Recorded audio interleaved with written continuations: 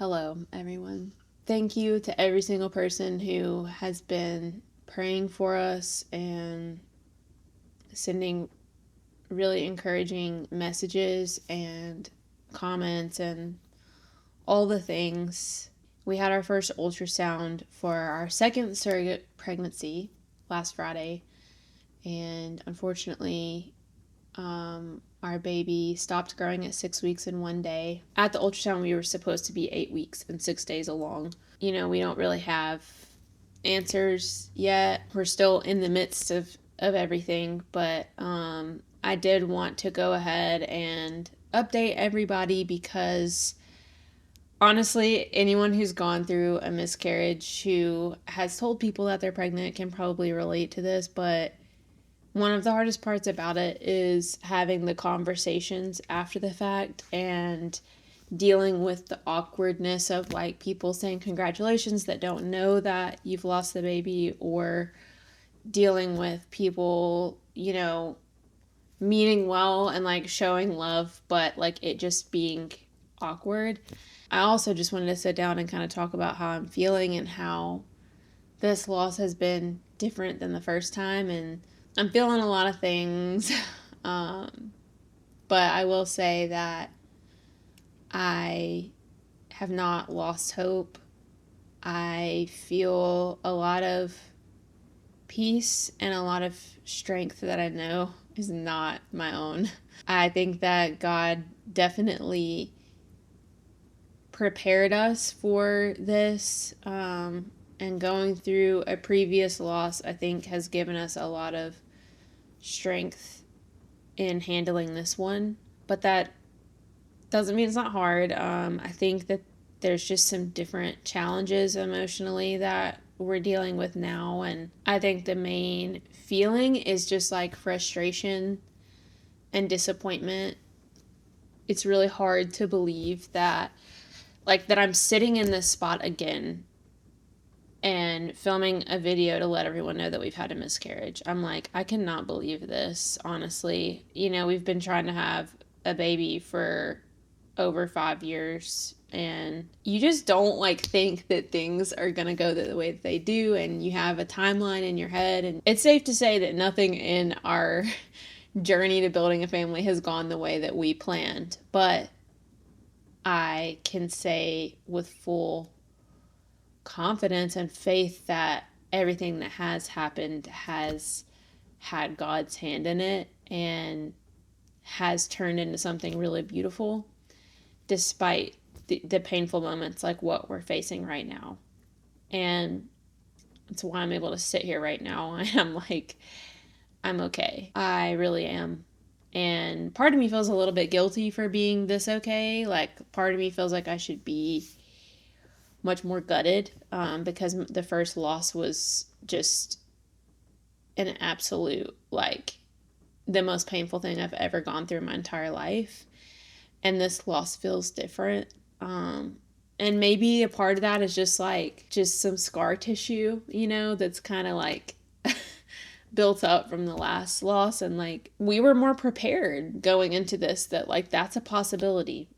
I feel like the first time you're so hopeful and it doesn't even cross your mind really that like that could happen. You're just like, no, this is happening. And then, it completely blindsides you. But I feel like this time it wasn't such a blindside. It was like we were prepared for it. But yeah, it still hurts and it's just confusing. And it's very easy to let the enemy make you go in these like circles in your brain of like, okay, well, if God's hand is in this, then why would he allow this to happen again? It makes you want to doubt and like forget all of the ways that God has been faithful. I have written down everything that has happened in our journey because I need to be able to look back and see, no, like, God showed up in such a specific way in all of these moments over all of these years. I know that he's in this journey and he has not abandoned us. And this is just another step. This is just another part that we're going to have to work through, and we're going to see him bring beauty out of ashes. It's what he does. It's what he's done since the moment I gave my life over to him. And we're not giving up. We are going to keep moving forward, and we're going to have a family. I believe that's a promise from the Lord for us. I believe it's a promise he made me as a 17-year-old girl, even though the timeline and the method and everything looks different than what I would have ever planned for myself. I do believe that he will make a way. That's what's so beautiful about it. It's like I don't have any control, and that's the hardest part, because I'm a human being and I freaking hate not having control.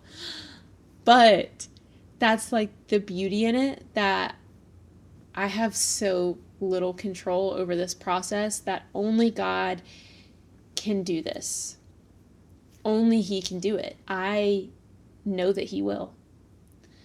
I don't know when, I don't know how, and I don't know what it's going to look like. Probably nothing like what I expected. For some reason, he brought this baby home. And just like I said with Eden, with this baby, it's better for this baby to be with him. I don't know why, but I don't necessarily need to know why.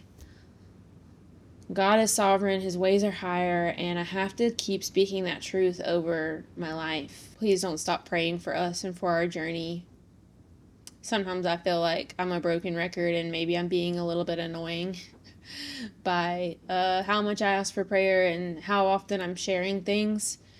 But I've said it from the very beginning that it's been important for me to be vulnerable and to share these things in the hopes that other people would be encouraged and they would see the Lord's hand and his intentionality and his kindness for people desiring a family, but they can't build one on their own. I think God has very specific plans for people like us, and if we trust him, he will do incredible things. And so I'm not going to give up, and I hope that it will encourage other people to not give up and to just keep giving it to the Lord and just let him have his way. And he's going to do something. He will. All throughout scripture there are stories and statements about God's character and about his love for the barren and for women who want to be mothers and cannot achieve it on their own. And I believe that love is for me and for other women like me and men as well. All of us that desire children and are just still waiting for our time. I know God sees us, and I know he has not abandoned us, and I refuse to believe any lie from the enemy that says that when we go through a loss that God has abandoned us. He has a purpose for everything, and this is just one more thing that I believe that he can use for good in our lives. So I'm just clinging to that and believing that wholeheartedly. Thank you for being here and supporting and loving and praying for us. See you guys soon.